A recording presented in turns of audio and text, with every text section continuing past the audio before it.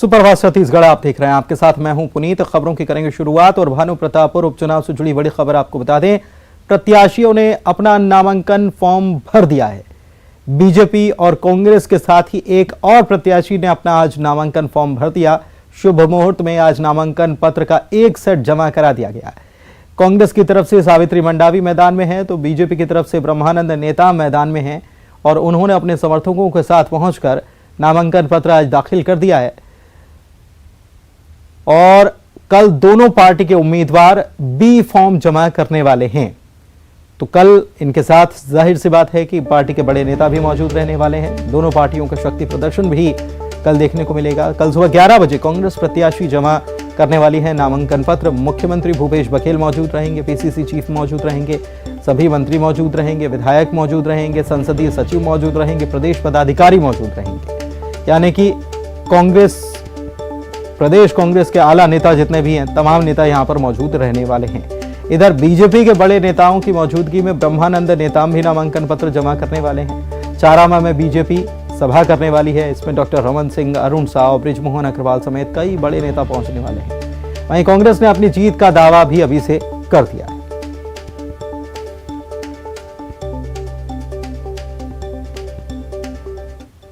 अन्याय करे उससे कोई फर्क नहीं पड़ता। कांग्रेस पार्टी अपने आप में सक्षम है। कांग्रेस वहाँ प्रचंड बहुमत के साथ चुनाव जीतेगी। जोगी पार्टी के बारे में मैं कोई टिप्पणी नहीं करना चाहता। जोगी पार्टी ने तो भारतीय जनता पार्टी का समर्थन आपका मरवाई में किया था। मरवाई में क्या स्थिति हुई थी आपको मालूम है, इसलिए समर्थन कर रहे हैं, उसका स्वागत है क्योंकि उन्होंने उस परिवार से अपने पारिवारिक संबंध बताए हैं। ये अच्छी बात है, ये खुशी की बात है, उसमें कोई खराबी नहीं। इधर भानु प्रतापपुर उपचुनाव से जुड़ी बड़ी खबर यह भी है कि JCCJ यानी कि जोगी कांग्रेस जिसे कहा जाता है, उसने कांग्रेस प्रत्याशी का समर्थन कर दिया है। कांग्रेस उम्मीदवार सावित्री मंडावी का समर्थन कर दिया गया, ये कहकर कि मंडावी परिवार से सालों पुराने पारिवारिक संबंध हैं जोगी परिवार के, और इसका हवाला देते हुए समर्थन कर दिया गया। और मनोज मंडावी के सम्मान में पार्टी चुनाव यहां पर नहीं लड़ेगी, ये कहा है अमित जोगी ने। सावित्री मंडावी के खिलाफ उपचुनाव न लड़ने की घोषणा की है। JCCJ के प्रदेश अध्यक्ष अमित जोगी का यह बयान आया है। उन्होंने कहा है कि सभी कार्यकर्ताओं से उन्होंने अपील की है कि सावित्री मंडावी को जिताने के लिए वो काम करें।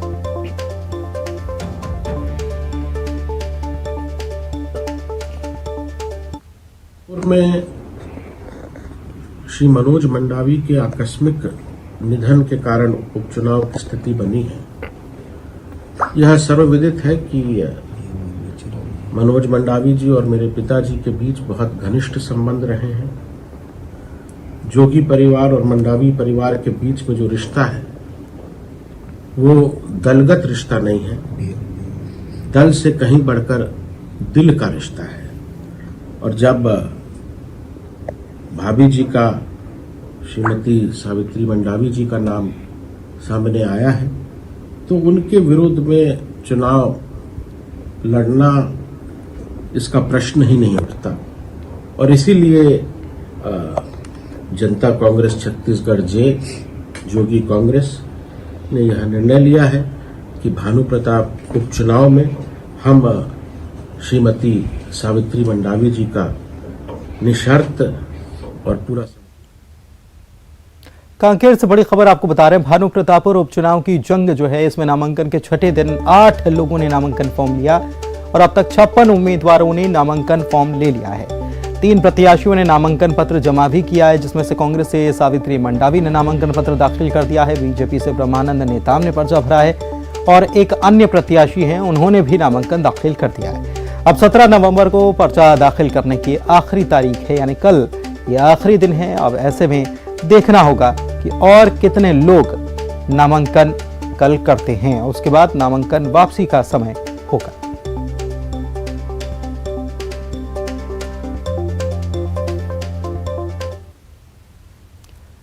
मुख्यमंत्री की भेंट मुलाकात कार्यक्रम लगातार जारी है और आज राजनांदगांव के खुजी विधानसभा क्षेत्र में वो पहुंचे थे। उन्होंने 46 करोड़ 56 लाख रुपए के कार्यों की सौगात भी दी। चिल्हाटी गांव में भेंट मुलाकात की और लोगों की समस्याओं को सुना। समस्या के समाधान के निर्देश उन्होंने दिए। ग्रामीणों की मांग पर कुमरदा को तहसील बनाने, झुरिया में दंतेश्वरी मंदिर के जीर्णोद्धार के लिए रकम देने की घोषणा की और बाद में उन्होंने रमन सिंह को निशाने पर लिया और कहा कि 15 साल तक सीएम रहने के बाद क्षेत्र में बिजली वो नहीं पहुंचा पाए।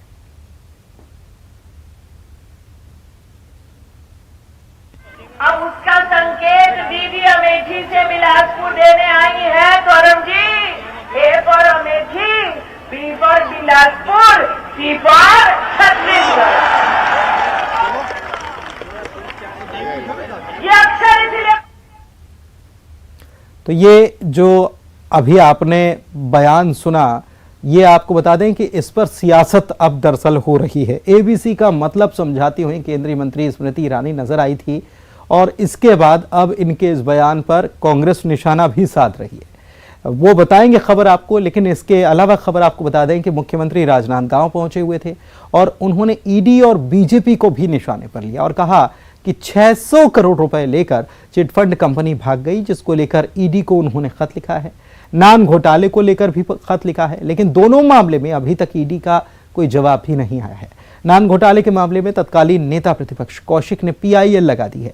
भेंट मुलाकात कार्यक्रम में उन्होंने कहा कि जनता को इससे फायदा मिल रहा है, धान खरीदी ठीक तरीके से चल रही है और दूसरे राज्यों से धान परिवहन के खिलाफ कार्रवाई भी लगातार जारी है।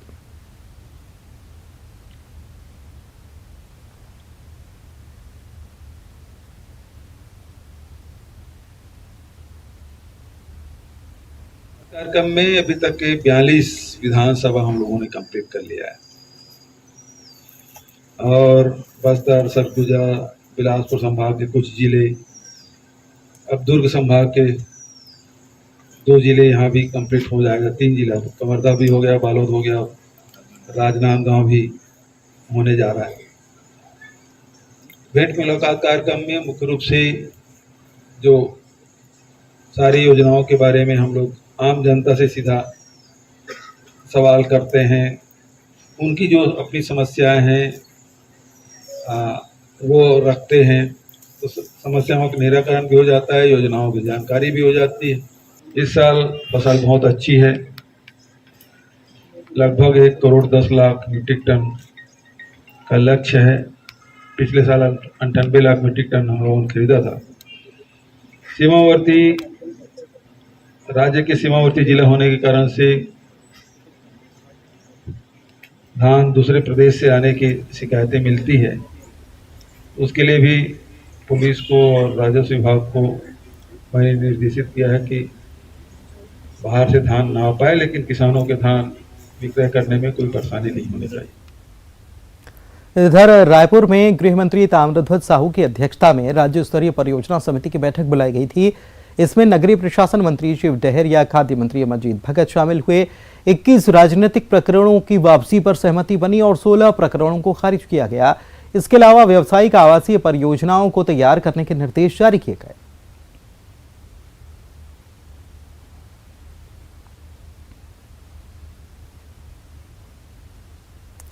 तो अभी आपको कुछ देर पहले हमने केंद्रीय मंत्री स्मृति ईरानी का बयान सुनवाया था, उससे जुड़ी खबर आपको दरअसल बता देते हैं। बिलासपुर से ये बड़ी खबर ये है कि केंद्रीय मंत्री स्मृति ईरानी के बयान पर निशाना साधा गया है। दरअसल स्मृति ईरानी जो है एबीसी का मतलब समझाने लग गई थी, A for Amethi, B for Bilaspur और सी फॉर छत्तीसगढ़ वो कहने लग गई थी। तो इस मतलब वाले बयान पर निशाना साधा है मंत्री जयसिंह अग्रवाल ने और स्मृति ईरानी पर तंज कसा है। उन्होंने कहा है कि छत्तीसगढ़ की अगर चिंता सता रही है तो यहाँ से चुनाव लड़ लें, पहले प्रदेश के 90 विधानसभाओं का वो दौरा कर लें स्मृति ईरानी। पहले उसे हालांकि इससे पहले उनको अमेठी की चिंता करनी चाहिए, छत्तीसगढ़ के बीजेपी की नेताओं की चिंता उनको करनी चाहिए। प्रदेश में बीजेपी विधायकों की संख्या बहुत कम है। बिलासपुर में मेहतारी हुंकार रैली के दौरान केंद्रीय मंत्री स्मृति ईरानी ने एबीसी का नया अर्थ समझाते हुए कह दिया था कि A for Amethi, B for Bilaspur और सी फॉर छत्तीसगढ़। यानी कि स्मृति ईरानी ने समझाया था कि अमेठी जीते, बिलासपुर जीते और अब छत्तीसगढ़ हम जीतेंगे।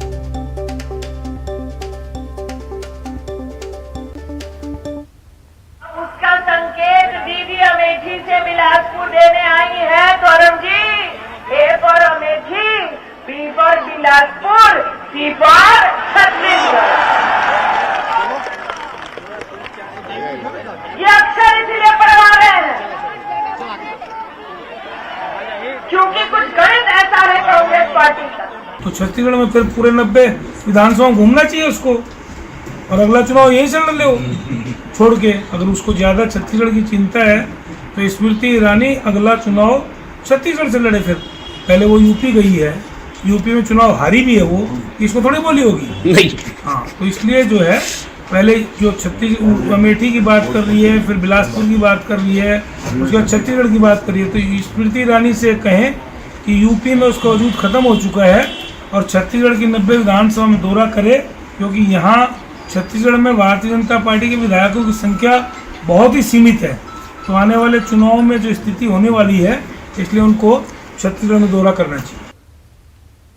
जांजगीर चांपा से खबर आपको बता दें, बहुजन समाज पार्टी यानी बसपा और कांग्रेस को एक झटका यहां पर बीजेपी दे चुकी है। बीएसपी और कांग्रेस के बड़ी संख्या में कार्यकर्ता, कहें कि सैकड़ों तो गलत नहीं होगा, सैकड़ों की संख्या में कार्यकर्ता बीजेपी का दामन थाम चुके हैं और बीजेपी प्रदेश अध्यक्ष अरुण साव के मौजूदगी में पार्टी में उन्होंने सदस्यता ले ली है। मिशन 2023 को लेकर पामगढ़ दौरे पर अरुण साव थे और उन्होंने सतनाम भवन में कार्यकर्ताओं के साथ बैठक भी की।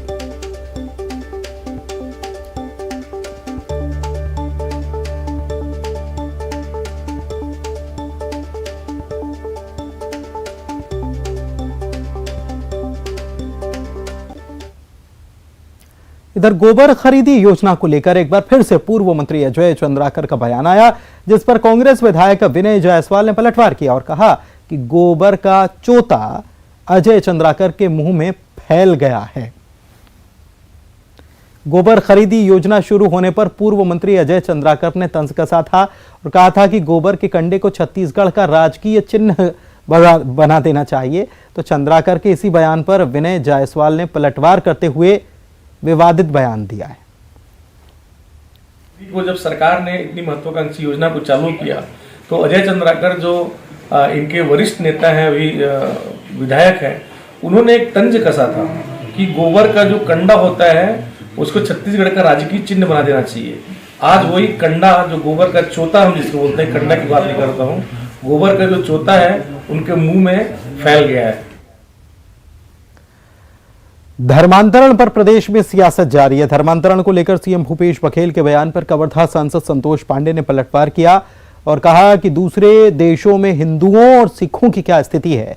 अफगानिस्तान से गुरु ग्रंथ साहिब को कितने मुश्किल से भारत लाया गया। उन्होंने कहा कि सीएम भूपेश बघेल को इस प्रकार का बयान नहीं देना चाहिए। और माननीय भूपेश जी, आप कह रहे हैं कि जहां ईसाई है वहां ईसाइयत होगी, जहां थे वहां भी थे, किंतु सब गुरुद्वारे छोड़ करके आए। कटास राज मंदिर की पाकिस्तान में क्या हालात है, वहां के गुरुद्वारों की क्या हालात है, आज किसी से छुपा नहीं है। जोगेंद्र नाथ मंडल जी मसीहा बनने गए थे, वापस आना पड़ा भारत। बहुत ही जिल्लत भरी जिंदगी आखिरी के अपने उम्र में उन्होंने कैसे जिए वो पूरा पश्चिम बंगाल जानता है कि फुटपाथ पर कटती हुई जिंदगियां और किस प्रकार से उन्होंने मौत को स्वीकार किया। कम से कम इस प्रकार की बात कह करके छत्तीसगढ़ को और यहाँ की छत्तीसगढ़ी संस्कृति से हटाने की कोशिश।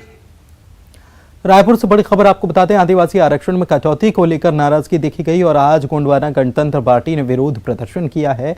भारी विरोध प्रदर्शन उन्होंने किया, सीएम हाउस का घेराव करने के लिए भी निकले थे ये प्रदर्शनकारी। हालांकि पुलिस ने बैरिकेड लगाकर इनको रास्ते में बीच में रोका भी, लेकिन बैरिकेड भी गिरा दिए गए। कुछ जगहों पर ये तस्वीरें भी सामने आई, इसके बावजूद पुलिस ने इन्हें बाद में रोक लिया। झड़प भी देखने को मिली थी। वहीं कोकराझार जो है वहां के निर्दलीय सांसद भी यहां पर पहुंच गए थे धरना स्थल और सांसद नाबा कुमार सरनिया जो हैं उन्होंने इस आंदोलन को अपना समर्थन भी दिया।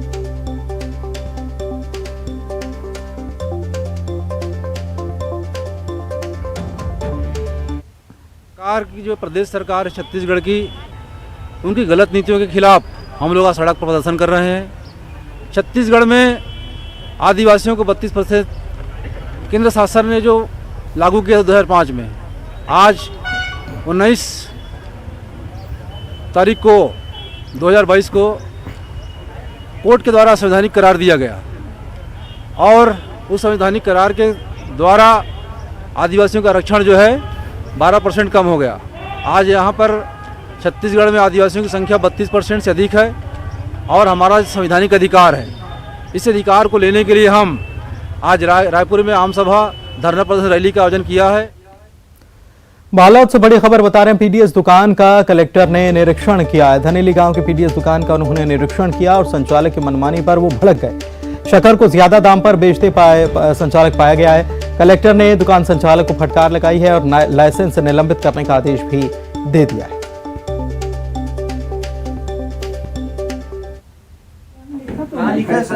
सबको इनको पता तो है चीनी है कितने रुपए किलो, 17 है, 20 काटते हैं। आपने मांगे कभी 3 रुपए दो नहीं दो, तो वो मैं लिख देती शाम पारी में 2 बेर 3 बेर करके देती से नहीं चिल्हर नहीं है कथे तर नहीं दे वो काटे नहीं। आज तक वो पैसा जोड़ा नहीं जोड़ा, पहले बाद में कहाँ जोड़ थे, हर बार 20 ही लेता है, हर बार 20 रुपये देता सरकार के सब कर लेते। ठीक है, ये काम करोगे आपको मिल रहा है, उसमें ही बचता है प्रॉफिट 3 उसमें खाने में। मनेन्द्रगढ़ के भरतपुर विकास खंड में कुष्ठ रोग से पीड़ित एक महिला को सरपंच पीडीएस का राशन नहीं दे रहा था। पीड़ित महिला के सामने भुखमरी की स्थिति बन गई। बताया जा रहा है कि अंगूठे का फिंगरप्रिंट नहीं लगने से महिला को राशन नहीं दिया जा रहा था। महिला सरपंच का कहना है कि फिंगरप्रिंट नहीं होने की वजह से वो राशन नहीं दे रहे हैं क्योंकि बिना फिंगरप्रिंट के किसी को भी राशन देने का आदेश आ चुका है। देखो मोर कारत नहीं छुआ और 1 महीना के मोर शक्कर नहीं दिया, इतना करा थे। दूसर का बोरिया में भर के फिर के निकाल दे थे। मैं फिंगर न लगने के कारण उसको मैं बिलसिया बाई को साहू को चावल नहीं दिया हूँ, 8-9 महीना दे दिया हूँ। और रिसाली नगर निगम में वार्ड संख्या 39 में नियमों को ताक पर रखकर बनाई जा रही सड़क को नगर निगम ने खुलवा दिया। सड़क बनाने वाली एजेंसी को सबक सिखाने के लिए नगर निगम ने यह कार्रवाई की। निगम आयुक्त आशीष देवांगन के निर्देश पर वार्ड नंबर 39 में 3.5 लाख रुपए की राशि से सड़क का निर्माण किया जा रहा था। सड़क निर्माण में घटिया सामग्री के लगाने की शिकायत पर नगर निगम ने कार्रवाई की। निर्माण एजेंसी को नोटिस जारी करते हुए गुणवत्ता में सुधार लाने की हिदायत दी थी। इसके बाद भी निर्माण एजेंसी नोटिस को दरकिनार करते हुए काम जारी रखे हुए थी। इस दौरान नगर निगम ने भारी लापरवाही से माना है।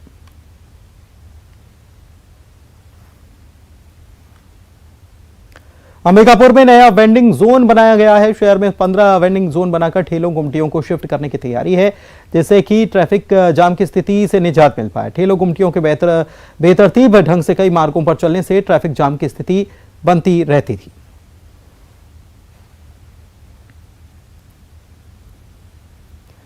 कांकेर से खबर, नक्सलियों ने एक बार फिर से खूनी खेल खेला है और हुर्रा पिंजोड़ी में नक्सलियों ने ग्रामीण की हत्या कर दी। मृतक जो सरपंच का भाई बताया जाता है। पुलिस घटनास्थल की रवाना हो गई है।